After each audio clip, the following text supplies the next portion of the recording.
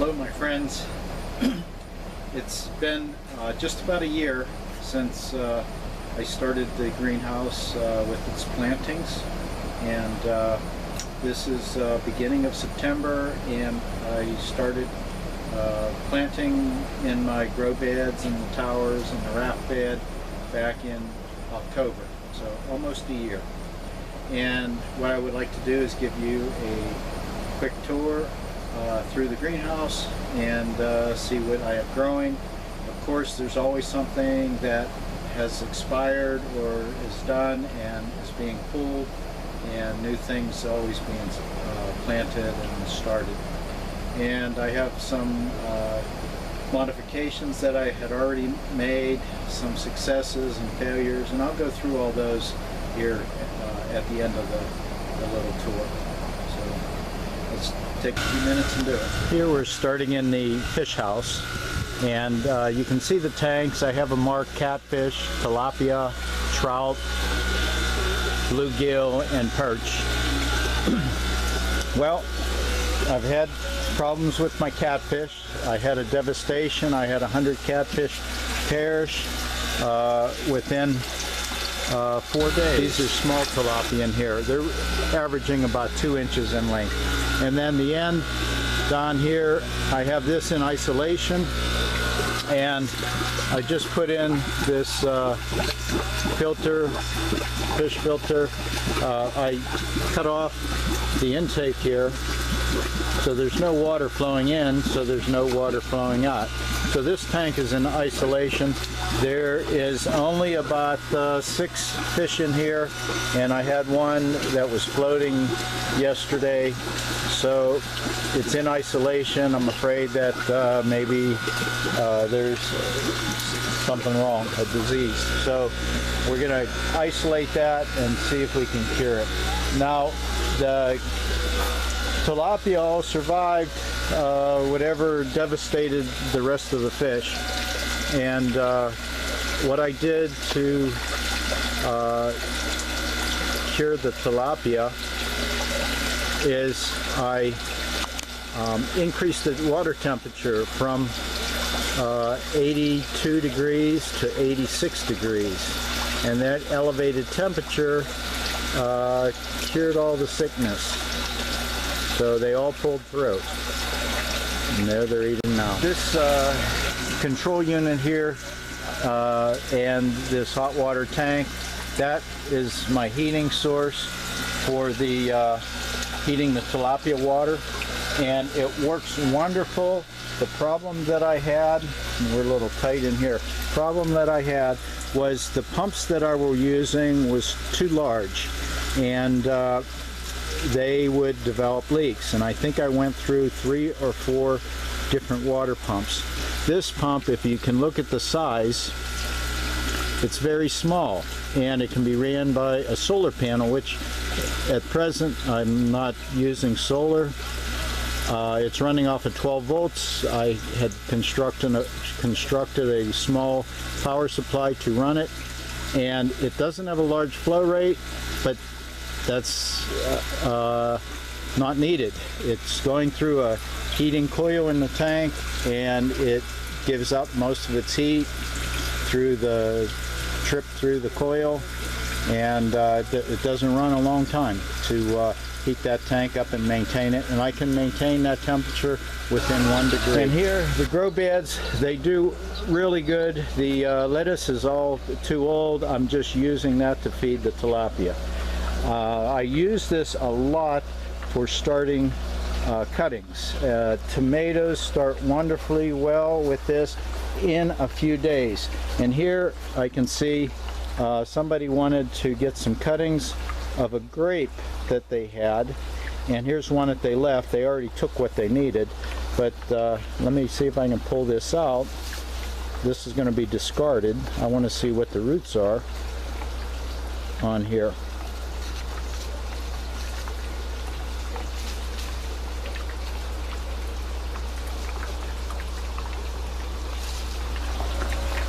Right there. This is only a few weeks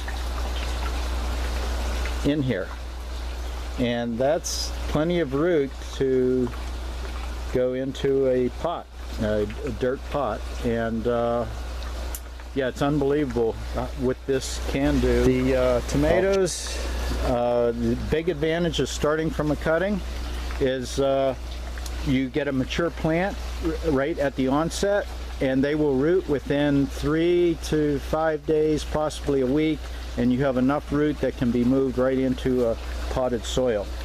Now these strawberries, I just started with a few in here, and they're taking off like crazy. And when I'm finding ones that, like right here, I see there were some blossoms. When I'm finding that they are ever-bearing, I'm pulling them out, transplanting them into my towers. So, and these that are not ever-bearing, I'll just take them outside and plant them somewhere outside and not use the space here in the greenhouse for these. And you could see how they're just going crazy with runners. So hundreds of plants. These are Malabar spinach. There's my resident bird right here, motion sensitive. Here's tomatoes. These are young plants. Actually, they're newly put in. They're a mature plant because they're from a cutting. So they're starting to take off. You can see right here, cucumber somewhere in there growing.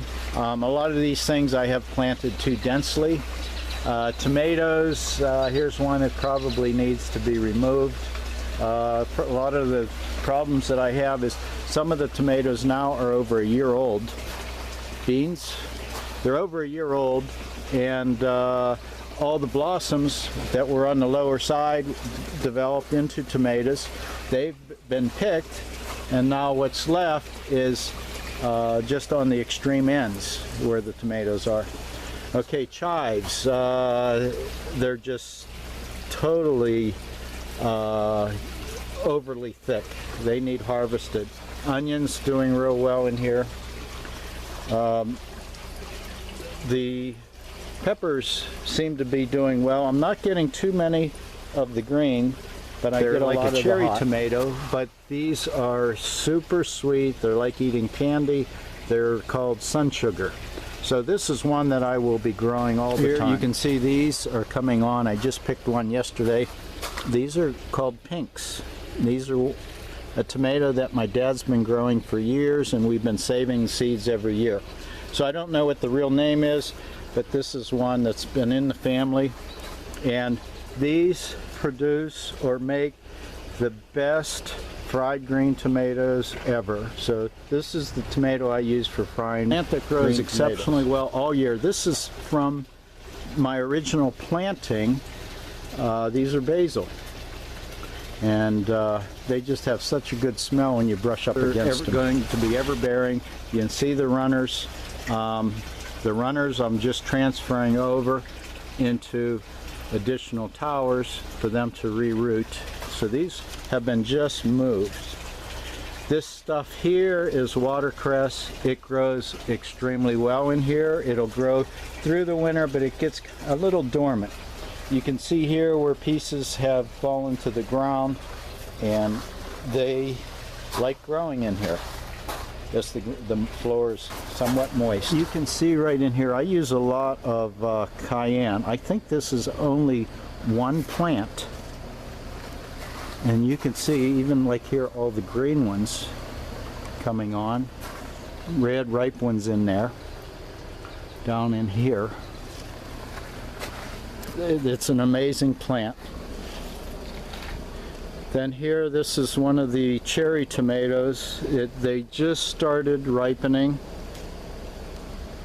And this is late in the year. All the neighbors' gardens, the outdoor gardens, are already finished. Their tomatoes are done. They've already pulled them out. There's some more greens. Nasturtiums, these grow extremely well in the winter. These don't look too healthy right now. They were hit early spring with, I had a problem with my greenhouse not having a sunshade, and the temperature reached 109 degrees, and it cooked these canopies that I had of nasturtiums. Cooked them all. They all were perished. This was down to just the bare roots. So I need to get these reestablished. This is one item that I was able to deliver to restaurants for their salads. You can see here they were garnishing all their salads with the flowers.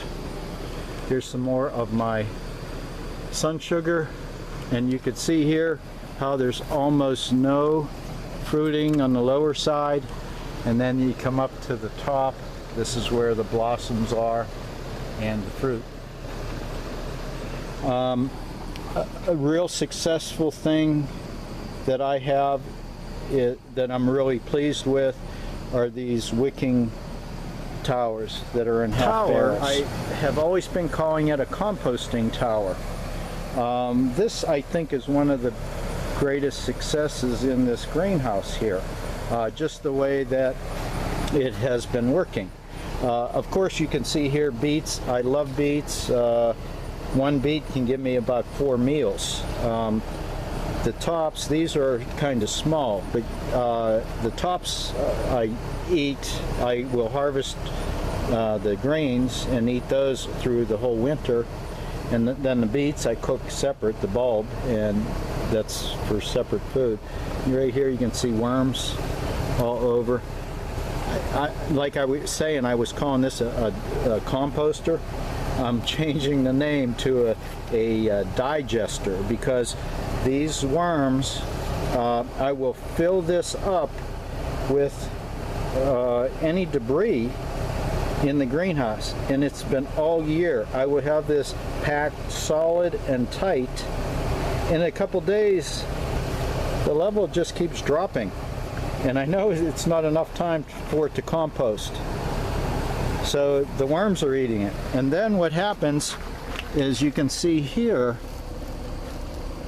this is all from the worms, worm casing, and it drops down onto the ground, and I scoop this up and put this into the plants, you know, the potted plants, and it really does them well.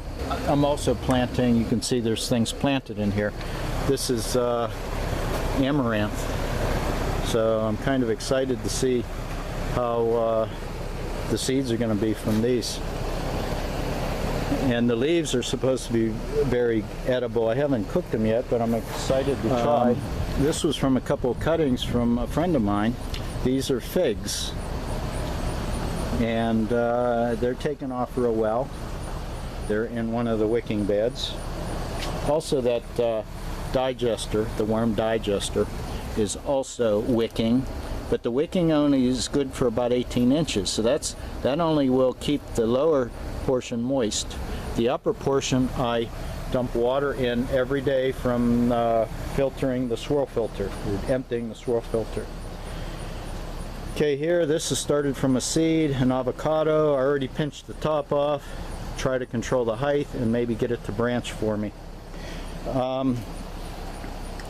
Eggplants, a problem that I have with eggplants that I hear a lot of other people with aquaponics or greenhouses is they aren't getting fruiting, and none of these will set a fruit for me. Okay, right here, these I'm pulling out. These are indigo rose. They produce like crazy.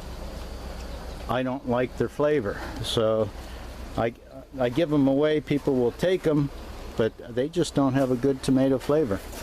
They're supposed to be a dark color, but when they're ripe, they get almost back to a tomatoey color. So these are ones that I won't be growing again. Here, Brussels sprouts. These were planted in the fall. They're still surviving. I know they need some cool weather for them to taste good and mature, but they are growing. See, here's some more strawberries. And this one I'm growing in the drip tubes. You can see they're filling there. And the problem that I have with some of these, you can see right here the water running. This is not good for strawberries. Strawberries don't seem to do well if they get wet. They like to have that upper portion. This dry. Here, I'm pointing this out. It's not a real problem, but it's something that you have to tend to. The roots love the source of the water coming in, and that can grow to the point where it will plug the intake and it will dry up your flood and drain bed. So what you have to do is rip these out, and you can see here it's a massive root. So that's easy enough to do, but you have to be aware that that happens and take care of that. So anytime I do something like this, it automatically goes into my worm digester, and that's great food for those guys. This is a tomato. This is a relatively new one.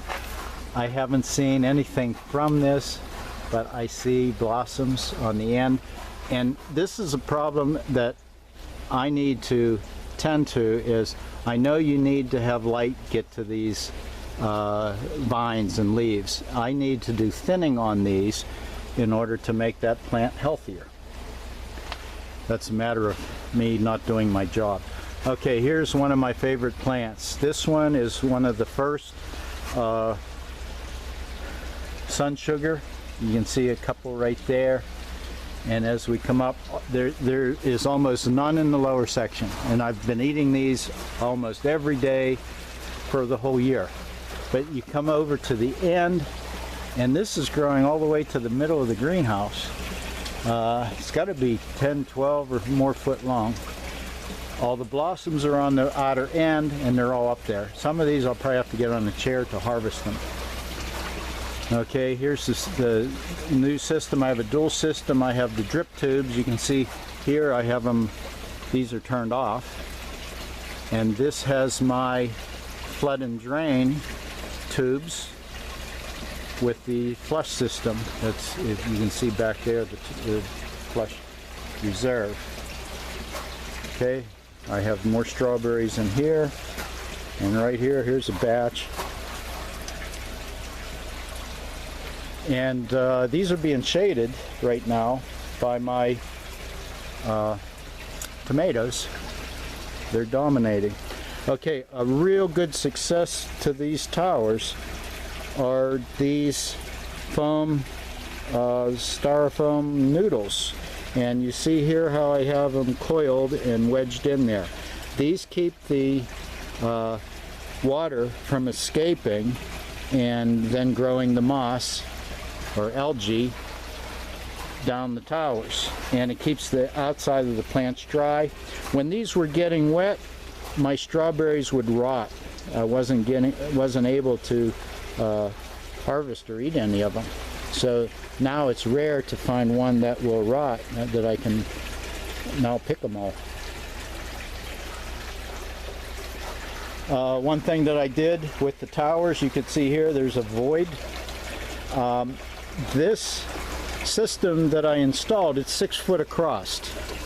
The problem with that is comfortably reaching, I can only reach into maybe the third tower in. And then the middle 2 towers, actually that's the middle 3 towers, they're out of reach. They're out of my arm reach. Now you could walk between them down the aisle, and I spaced these at the recommended spacing between the rows.